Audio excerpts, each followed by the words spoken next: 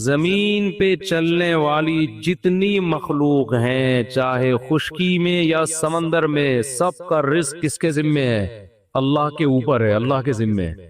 وَيَعْلَمُ مُسْتَقَرَّهَا وَمُسْتَوْدَعَهَا، سب کے ٹھکانوں کو بھی وہ جانتا ہے۔ بعض لوگ کہتے ہیں کہ پھر بھوکے بھی تو لوگ مرتے ہیں، اگر سب کا رزق اللہ کے ذمے ہے تو پھر بھوکے لوگ، کچھ جانور بھی بھوکے مر جاتے ہیں۔ قرآن مجید میں جہاں بھی اس طرح کے کلام ہے نا کہ اللہ رزق دیتا ہے یا اللہ کے ذمے ہے یا یہ کرو گے تو رزق ملے گا، تو وہ تمام باتیں اللہ کی مشیت کے ساتھ متعلق ہیں۔ مشیت کا مطلب یہ ہے کہ جب اللہ چاہتا ہے، بعض دفعہ اللہ کی مصلحت ہوتی ہے تو وہ رزق پہنچا سکتا ہے مگر کسی مصلحت سے پہنچاتا نہیں، آزمائش میں ڈال دیتا ہے۔ تو ان آیتوں کا مطلب یہ ہے کہ اللہ کے نظام میں خرابی نہیں ہے یا اللہ کی ذات میں خرابی نہیں ہے۔ بعض دفعہ جان بوجھ کر اللہ کسی کو آزمائش میں ڈال کے بھوک سے مار دیتا ہے، کیونکہ یہ بھی موت کا ایک طریقہ ہے۔ جیسے اللہ کسی کو ایکسیڈنٹ میں مار دیتا ہے، اللہ کسی کو بخار سے مار دیتا ہے، کسی کو وبا سے مار دیتا ہے، تو اللہ کسی کو بھوک سے بھی مار دیتا ہے۔ اس کا مطلب ہے کہ اللہ کا نظام خراب نہیں ہے، تو یہ آٹومیٹیکلی نہیں ہو رہا سب کچھ جو کچھ ہو رہا ہے، لیکن حقیقت یہ ہے کہ ہم مشاہدہ کرتے ہیں ایسی ایسی جگہوں سے اللہ رزق پہنچاتا ہے کہ آپ کی سوچ ہوگی اور لگتا ہے کہ واقعی یہ کام کس کا ہے؟ اللہ کا۔ میں اکثر ایک واقعہ اپنا بیان میں سناتا رہا ہوں، بہت پہلے، پرانا ہو چکا ہے، پرانے لوگوں نے سنا ہے، نئے لوگ نہیں سنا، لیکن مجھے بڑی عبرت ہوئی تھی اس واقعے سے۔ میں گلشن اقبال میں رہتا تھا تو ہمارے صحن میں بلی نے بچے دے دیے، اور آپ کو بتائیں مائیں جب بچوں کو فیڈ کراتی ہیں نا تو بہت زیادہ ان کی انرجی سرو ہوتی ہے، ان کو بھوک بہت لگتی ہے، ان کو پہلے سے ڈبل خوراک چاہیے ہوتی ہے۔ تو اب مائیں جب بچوں کو دودھ پلاتی ہیں تو ان کا دال پانی رزق شوہر نے اپنے ذمہ لے لیا ہوتا ہے کہ تم فیڈ کراؤ، ہم کما کے لا رہے ہیں۔ جبکہ بلیوں کے ہاں یہ سسٹم نہیں ہے کہ بلا جو ان بچوں کا ذمہ دار ہے وہ بلی کا نان نفقہ اپنے ذمہ لے لے۔ بلوں کے ہاں ایسا سیٹ اپ بولو بھائی نہیں، ٹھیک ہے نا، تبھی تو وہ بلے ہیں، انسان نہ ہوتے ورنہ۔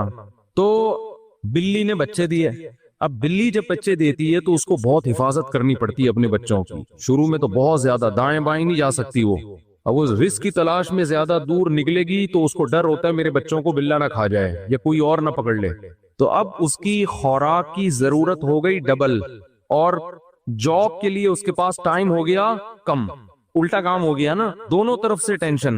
لیکن اب بچوں کو اس نے فیڈ کرانی ہے، خوراک ڈبل چاہیے، ٹائم ہے نہیں اس کے پاس خوراک لینے کے لیے۔ تو میں یہ دیکھ رہا تھا، میں نے کہا یار یہ سارا دن تو ادھر پڑی رہتی ہے بچوں کی حفاظت میں، کھانے پینے کا ٹائم، میں نے کوئی پالی بھی نہیں تھی کہ اس کا ٹھیکہ میں نے لیا، وہ ہمارا جو گیرج تھا نا، گیراج، اس میں اس نے دیے ہوئے تھے بچے۔ تو خیر میرے ذہن میں آیا ہم کھلا دیں گے، لیکن اس وقت تک ایسا کوئی سیٹ اپ تھا نہیں ذہن میں کہ بلی کو پال لو، تھوڑا ڈال دو، وہ تو پھر کمبل ہو جاتی ہے، وہ تو آپ کو پتا ہے نا، بچوں سمیت بیٹھ جائے گی وہیں ٹھیا لگا کے، تو اتنا فری کرانے کے موڈ میں تھے نہیں۔ تو میرے رشتہ داروں کی دعوت تھی عید کے دن ہمارے گھر میں، تو سب کو ہم نے گھر میں بلایا ہوا تھا، والدہ کو بھی اور بھائی بہنوں کو بھی نا۔ عید کے دن میرے گھر میں سب نے کہا تھا کہ بھئی عید اس دفعہ صبح کہاں گزاریں گے؟ یہ مولانا صاحب کے گھر میں۔ تو میں گوشت خریدنے چلا گیا، بکرے کا گوشت میں لے کر آیا، چھیچڑے ہٹا کے، بہت صاف ستھرا خاندانی قسم کا گوشت، اور وہ شاپر میں پیک کرا کے بائک پہ میں گلی میں بائک کھڑی کر کے حسب معمول گوشت وہیں چھوڑ کے بھولے سے ہم گھر میں آگے۔ میرے ساتھ یہ بہت ہوتا رہتا ہے، ٹھیک ہے نا، گوشت ہمارا کان لٹکا ہوا ہے، بائک پہ لٹکا، اور ہم بھول ہی گئے کس سلسلے میں جانا ہوا تھا اور کس سلسلے میں آ رہے ہیں۔ تو گھر والوں نے کہا بھائی آپ کو بھیجا تھا گوشت لینے کے لیے، میں نے کہا او بھائی مجھے ابھی یاد آیا، میں جیسا ہی گیا ہوں اتنا ٹائم گزر چکا تھا کہ بلی خلال کر رہی تھی دانتوں میں بیٹھ، جیسے ہم کھا لیتے ہیں نا تسلی سے، طبیعت سے پھوڑ پھاڑ کے آخر میں جمائیاں لے رہے ہوتے ہیں اور وہ دانتوں کو نا یوں کر رہے ہوتے ہیں، تو بلی جو ہے نا طبیعت سے وہ گوشت کھا کے پیٹ بھرا ہوا تھا اس کا، اور زبان سے خلال کر رہی تھی، ایسے خلال نہیں کر رہی تھی، یوں کر کے بالکل بھائی اب مزید حاجت نہیں، اب آپ لے جانا چاہے تو لے جا سکتے ہیں۔ بہت شکریہ آپ کا، آپ نے ہمیں بکرے کا ایسا تازہ گوشت کھلایا، فل طبیعت سے کھایا اس نے، اور وہ گوشت کی بوٹیاں بکھری ہوئی تھی پوری سڑک پہ۔ میں نے کہا ہمارے تو کسی کام کا اب یہ ہے نہیں، تو ہی کھا لے۔ جیسے ایک آدمی جنگل میں گیا نا قضائے حاجت کے لیے، تو کہیں کھائی میں گیا ہے، دیکھا وہاں شیر بیٹھا ہوا تھا، کہتے اب تو ہی کر لے، ہماری تو ایسے ہی نکل گئی ہے، ٹھیک، ہمیں اب کرنے کی ضرورت نہیں، تو ہی کر لے۔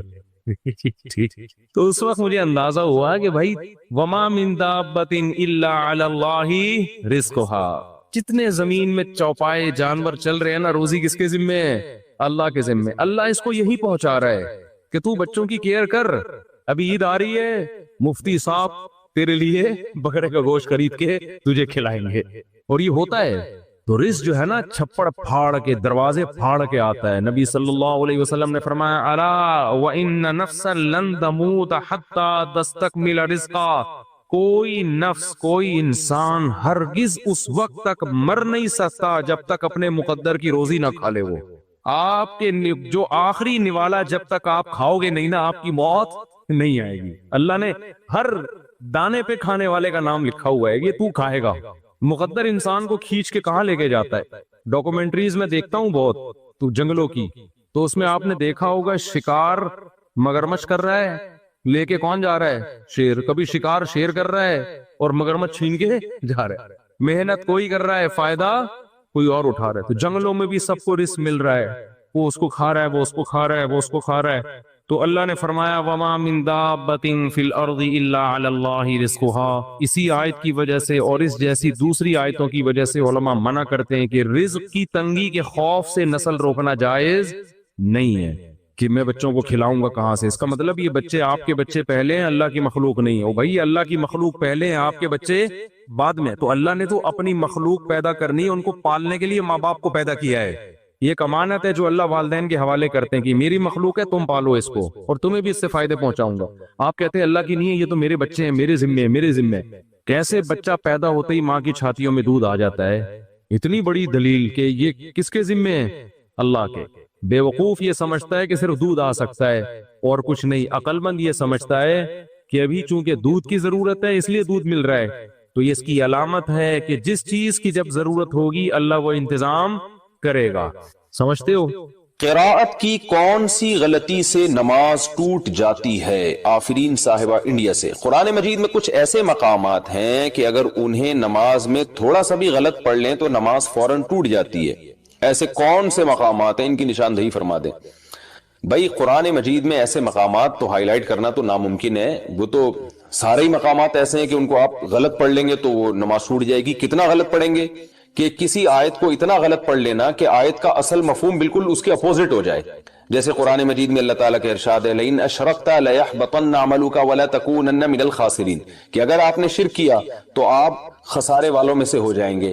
اب کسی قاری نے غلطی سے پڑھ لیا وَلَتَكُونَنَّ مِنَ الْخَاسِرِينَ کو من الحاسرین پڑھ لیا۔ حاسرین کا مطلب حسرت والوں میں ہو جائیں گے۔ تو معنی چینج تو ہوا ہے لیکن بالکل الٹ نہیں ہو گیا۔ تو الٹ نہیں ہو گیا، بالکل ہی قرآن کے مفہوم کے بالکل اپوزٹ نہیں ہو گیا، معنی چینج ہوا ہے۔ تو اس سے اگر یہ غلطی سے کیا تو نماز نہیں ٹوٹے گی، لیکن غلط ہے، ایسا کرنا جائز نہیں ہے۔ لیکن اگر معنی بالکل ہی اپوزٹ ہو گیا، جیسے کسی نے آیت پڑھی لئن اشرکت لیحبطن عملک ولتکونن من المفلحین، کہ اگر تم نے شرک کیا تو تمہارے اعمال ضائع ہو جائیں گے اور تم کامیاب لوگوں میں سے ہو جاؤ گے۔ خاسرین کو مفلحین پڑھ لیا، تو یہ بالکل ہی قرآن کی منشا کے خلاف ہو گیا۔ شرک والے کامیاب کبھی نہیں ہوتے۔ تو ایسی بڑی فحش غلطی جب ہوگی کسی آیت کے پڑھنے میں، تو چاہے وہ کہیں بھی ہو، تو پھر نماز ٹوٹ جاتی ہے۔ لیکن یہ ضروری ہے کہ اس کا کوئی اور صحیح مطلب نکل نہ سکتا ہو۔ اگر آیت کسی نے غلطی سے غلط پڑھ لی، اس کا غلط مطلب بھی کوئی بیان کر سکتا ہے، صحیح مطلب بھی، تو بھی نماز نہیں ٹوٹے گی۔ اور اگر ایسا مطلب ہے کہ وہ غلط ہی بن رہا ہے، صحیح مطلب بن ہی نہیں سکتا، تو پھر نماز ٹوٹ جائے گی، دوبارہ پڑھنی پڑے گی۔ کون سی غلطی سے سجدہ سہو واجب ہوتا ہے؟ نماز میں کون سی ایسی غلطی ہے جس سے سجدہ سہو کرنا ضروری ہو جاتا ہے، اور کون سی ایسی غلطی ہے کہ سجدہ سہو نہ بھی ہو، نہ بھی کریں تو نماز صحیح ہو جاتی ہے؟ یہ سوال بھی زین صاحب نے اسپین سے پوچھا ہے۔ یہ تو پورا آپ نے ایک چیپٹر پوچھ لیا مجھ سے۔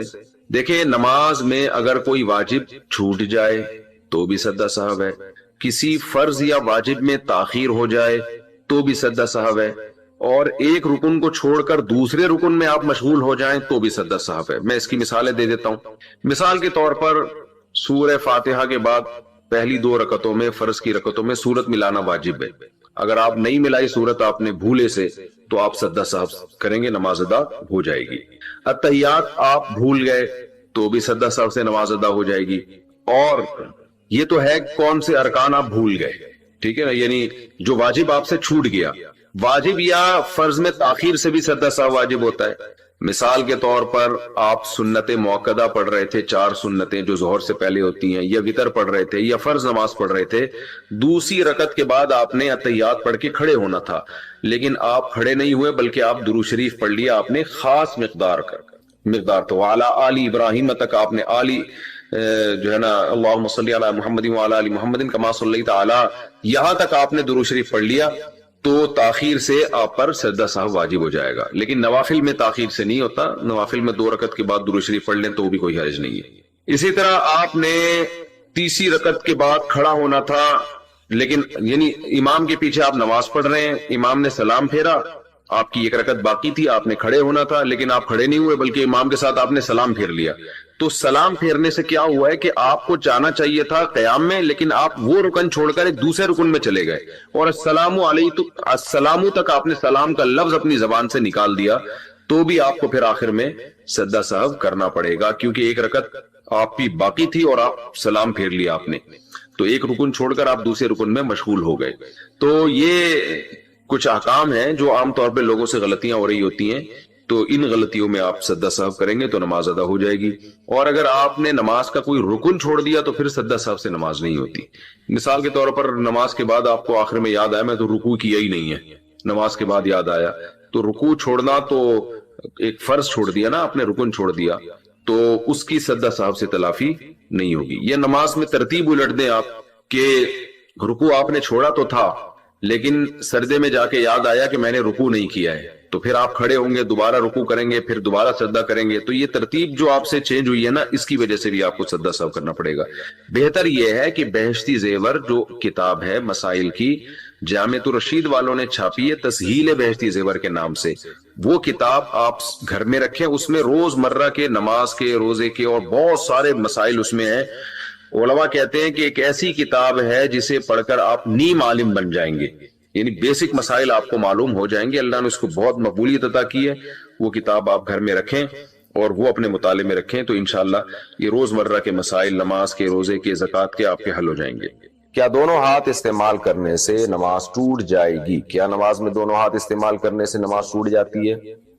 دیکھیں، نماز میں کم سے کم حرکت کرنی چاہیے، وہ بھی جب ضرورت ہو اور جتنی ضرورت ہو.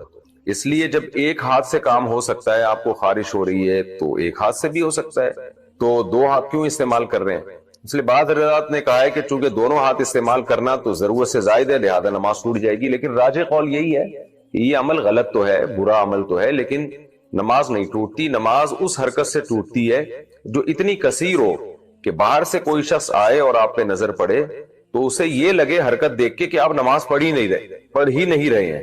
تو ایسی حرکت جب کثیر حرکت ہوگی تو وہ نماز کے منافی، اس سے نماز ٹوٹ جائے گی. لیکن کسی نے غلطی سے دونوں ہاتھ ہلا لیے تو نماز انشاءاللہ نہیں ٹوٹے گی، لیکن یہ عمل بہرحال غلط ہے.